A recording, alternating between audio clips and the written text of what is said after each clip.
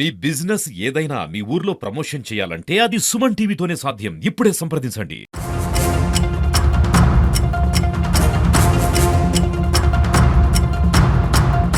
కేజీల పత్తి విత్తనాలని సీజ్ చేసి దాని యొక్క విలువ వచ్చి 1,60,000 రూపాయల నుంచి రైతుని యొక్క వివరాల మేరకు అక్కడ ఉన్న విత్తనాలను సీజ్ చేసి ఆ స్టాక్ మొత్తాన్ని స్వాధీనపరుచుకున్నాము.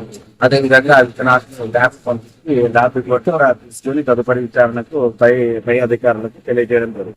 సార్ ₹1,00,000 ఉండేసి విత్తనాలు ఉన్నట్లు మరి లక్ష్మయ్య మాజీ చెప్పి లక్ష్మయ్య సంబంధించిన అని అంటున్నారు అందరు గ్రామస్తులు. దాన్ని చెప్పారు లేదన్నా ఇంట్లో ఏంటంటే మనకు వెళ్ళడమే విజిలెన్స్ అధికారులతో పాటు వెళ్ళినప్పుడు వీడియో తీసుకుంటూనే వెళ్ళాము. అక్కడ ఉన్న 3 ప్యాకెట్లు పైన రుజు విత్తనాలు చూశారు. దానికి తగ్గట్టు సుమారు సరిపోయే 50 కేజీల చొప్పున గోల్ సంఖ్యలో ఉన్నాయి.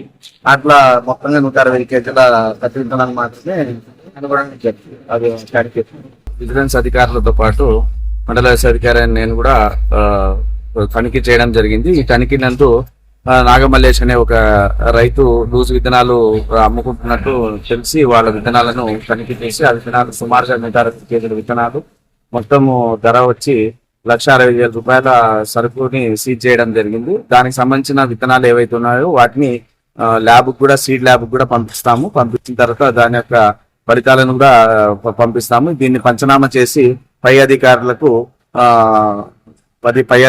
తెలియజేయడం జరిగింది. పట్టుబడిన వ్యక్తి వచ్చి నాగమల్లేష్.